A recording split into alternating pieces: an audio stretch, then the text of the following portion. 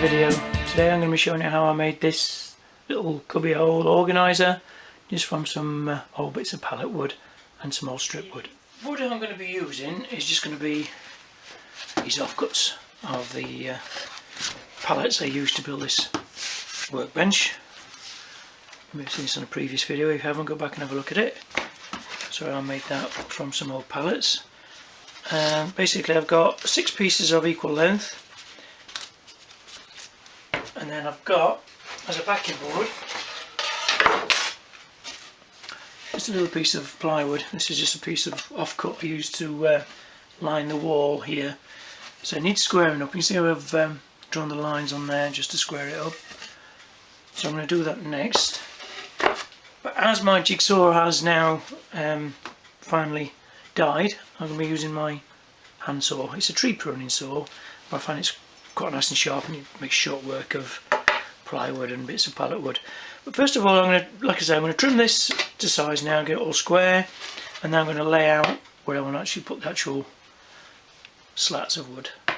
Okay, so I've squared up the back panel now. Now I've just got to figure out the actual top and bottom. So this is going to be the bottom, I think. I've got it to this width here, so I want it wider along the bottom, and then I'm going to do the inside panels after I've done that to that width, so it sits on the inside. So I'll just mark these now with my Sharpie. There, approximately there. I'll be sanding all this wood before I put it together, but I don't care if it's a little bit rustic looking, so I want it to look a little bit like the workbench, that sort of worn, weathered look. There's my set square on there.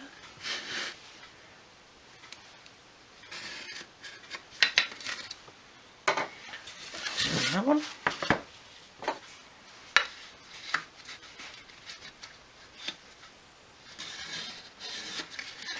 I'll just trim this to size, and then we'll see about the sides. So as you can see, a little bit more progress made. I've actually cut the sides and the middle shelf, if you want to call it.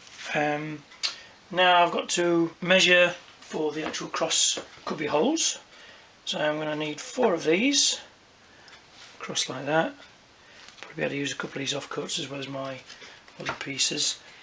Before I actually assemble this, I'm going to sand it all, square it all, and then it's going to glued and nailed together with some Gorilla Glue. There's just some nice tacks I've got. When that's all squared up, it should be look quite nice.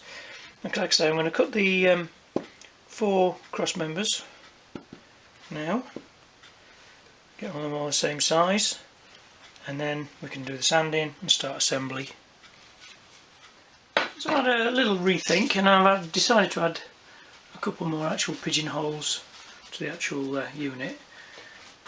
It'll be slightly smaller, but I think it'll just give me a little bit more storage space. Plus, when I get the little finishing pieces on here, I'll put like rolls of tape or whatever in there as well. But it's all pretty much cut now. All I've got to do is square some of the edges up, lots and lots of sanding, and then I'm going to start gluing it and nailing it together, which is going to be quite interesting. So I'm going to have to probably nail that one in that way, this one's into this centre section and those into that centre section, then just glue those and nail them from the back. But it should be secure enough. It's not going to be holding any weight or anything. But then, like I said, I'm going to put a finishing piece across the front like that, almost like a little return, so you can drop things in. I'm starting construction. I've sanded them down just roughly with my angle grinder. All I'm using is Gorilla Glue and some panel pins just to actually hold it all together. These are the lines here. I'm going to actually have the shelves in, and then basically now I'm going to actually see if I can connect the actual cross member pieces down here to the actual side panel before I attach it to the actual backboard. I'm getting there slowly but surely. Still in 2 minds whether to have it that way. That way, or that way. I'll decide on that when I do the actual little returns on it, but it still needs a lot more sanding, and then I'll sand it all by hand, and then I'll give it a good wax, and we should get a finish similar to the actual workbench. all being well. So I'm still constructing the actual unit. It is actually squaring up quite nicely now. This one's just glued in, just got to nail it from the back. I've nailed these cross pieces here from the back as well. This one's still loose, but I'm just using that to square it up. It's actually all in square. There's going to be some trimming and some adjustment. It's pretty square at the moment.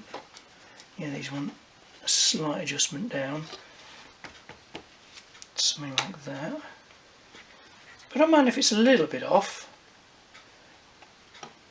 because it wants to look slightly worn and vintage, as if it's years old, not 10 minutes old. So now I've got to try and flip this over when that glue's tacked off, which it nearly has, and then I'll nail it all together, and then I'm going to get the centre section. That needs a little bit of trimming. A little bit snug. That pushes that side out, so I just need a little bit more trimming on there.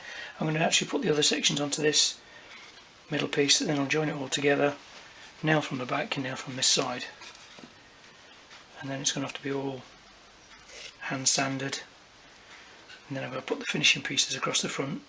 I'm still in two minds whether to do it that way. I think I'm still going to do it sort of landscape, then I can put like rolls of tape or nuts and bolts or whatever in there.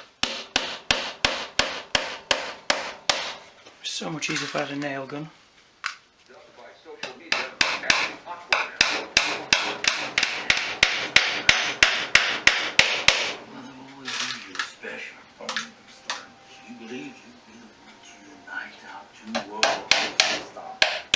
So as you can see, the basic unit is now built. It's all gone together quite nice. A little piece of wood is slightly warped there, but it's going to add to the character, I think.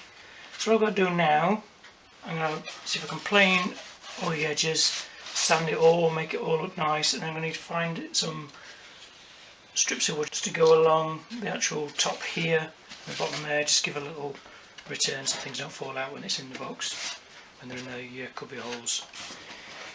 But I think that's going to look alright. It's all sanded up and waxed. So like I say, next I'm going to sand it all down, see if I can find some strip wood to go along there. I'm not sure what I'm going to do yet, what I'm going to use, but I'll have a look in the metal shed next door, see what I can find. So just had a search around in the shed next door, and I've just found these couple of, I think they're drawer backs or sides. I think that's where they groove where the actual base of the actual drawer went. But I think they'd look quite nice as a little detail along the front of there, so I'm going to have to measure that distance there, transfer it onto here, and I'm going to have to carefully cut along that, make that nice and square, which is going to be difficult with the only got that hand saw, that's all I've got, and see if I can make some sort of return on there.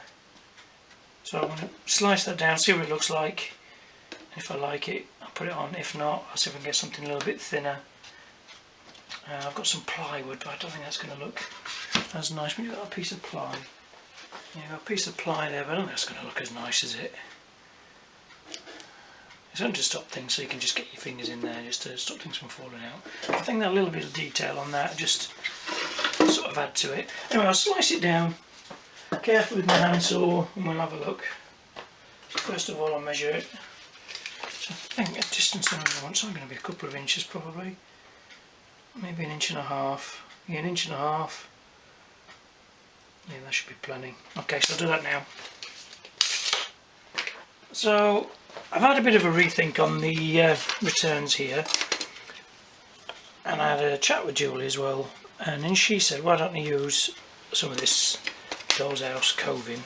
It's got a really nice little return on it, because I wanted a little bit of a detail on it. I can use 2 pieces glued together. I think that will give it more of a streamlined sort of look rather than that big bulky piece of wood. So I'm going to go with that idea, I think. So first of all I'm going to glue these together. I'll trim it to size first, then I'll glue them together, and then we'll attach them to the front of there. And I think you'll agree that looks a lot better than that great big chunky piece of wood just whacked on the front. So there's the little returns attached. It's just deep enough now just to put the odd roll of tape or whatever in there, and it's not going to fall out. what I'm going to do now is let that dry. I'll probably leave it overnight now actually. Let the glue really set. I'll put a little bit of tape on just to hold the old trims in place. Did a little bit across the top of some bits I had left over as well, just thinking it neatens it off a little bit, gives it more of a structured sort of look. So like I said, I'll leave that to dry overnight, and then I'm going to hand sand it all, get it all really nice and smooth, get all these edges, furry edges off, and then we'll give it a little, probably a little stain, probably similar sort of colour to this. So I think this was the antique pine on the workbench. I'll show you that. If you haven't seen this video how I built this, go back and watch that. You might find it interesting.